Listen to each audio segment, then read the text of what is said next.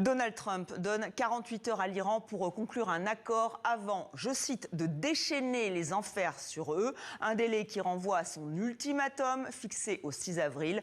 Mais depuis, un pilote américain est porté disparu en Iran. Son avion a été abattu. Qui de Téhéran ou de Washington le retrouvera? On fait le point avec Darek Aling-Lopi. Il est toujours activement recherché.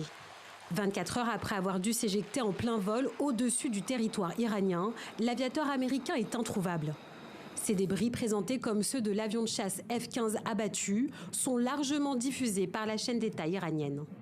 À notre appareil, un A-10 a été touché, son occupant exfiltré. Alors une véritable course contre la montre est donc enclenchée par Washington pour retrouver le pilote du F-15 avant Téhéran. Notamment grâce à ces hélicoptères volant à basse altitude, pris pour cible par la police locale.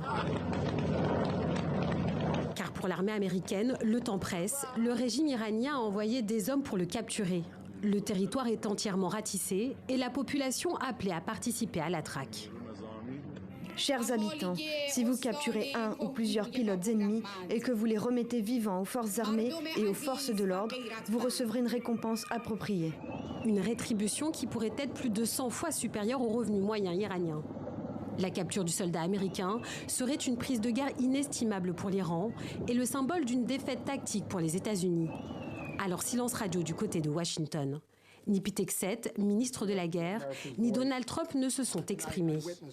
La Maison-Blanche s'est contentée d'indiquer que le président américain avait été informé de la perte d'un appareil dans le sud-ouest de l'Iran. Donald Trump ne peut pas se payer le luxe d'un revers alors que l'opinion publique américaine est hostile à cette intervention au Moyen-Orient. Le chef de l'État a lancé un ultimatum à l'Iran, 48 heures pour conclure un accord avant sinon de déchaîner les enfers. Depuis le début de la guerre, il y a 6 semaines, 13 soldats américains ont péri au Koweït, en Irak et en Arabie Saoudite. Nous sommes en direct avec Guillaume Ancel. Bonsoir, vous avez été officier en France. Vous êtes auteur de petites leçons sur la guerre et aussi du blog de Pas subir. Des militaires aguerris formés à ce type de situation. S'il est encore en vie, ce soldat, ce pilote américain, est-ce qu'il peut tenir longtemps ? Non, malheureusement, pas très longtemps, et c'est bien là le problème. En fait, dans cet équipage de F-5, il y avait 2 personnes, un pilote et un officier système d'armes. Ce sont des pointures dans le domaine aéronautique, mais par contre, ce ne sont pas des combattants entraînés à survivre en milieu hostile, d'autant qu'il a été obligé de s'éjecter, ils ont été obligés de s'éjecter tous les deux. Il faut imaginer, c'est l'équivalent d'avoir une fusée sous les fesses. Donc le choc est assez rude. Après, ils sont suspendus à un parachute, donc ils se prennent un deuxième choc parce qu'ils ne sont pas très entraînés à faire du parachutisme, ce n'est pas tout à fait leur activité principale. Et ils sont surtout très stressés parce qu'ils n'ont sur eux comme équipement que ce qu'ils peuvent emporter dans la combinaison de vol.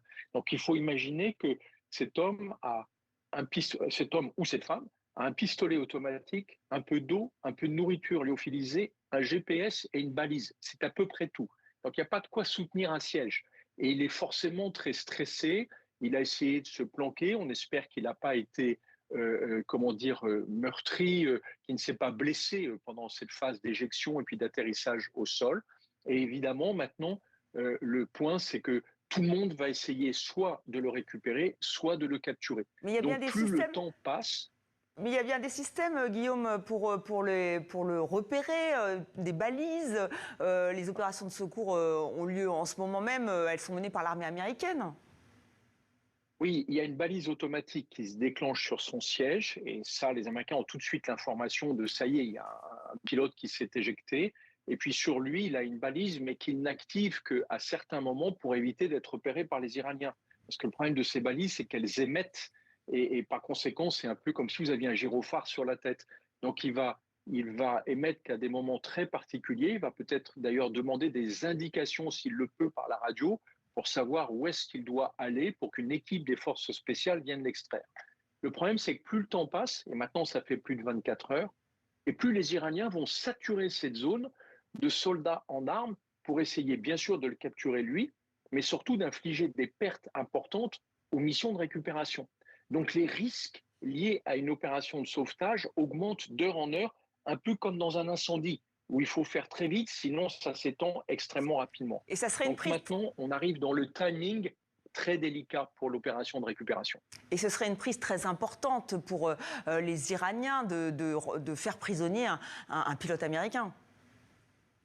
Alors, c'est là le point le plus étonnant, c'est qu'il y a une symbolique autour du pilote, un pilote américain, vous voyez, le héros de la nation, le guerrier que vante Donald Trump, qui serait capturé par les Iraniens, ce serait catastrophique. Autant le fait qu'un F-15 ait été abattu, au fond, n'est pas très important. Il y a eu plus de 20 000 frappes.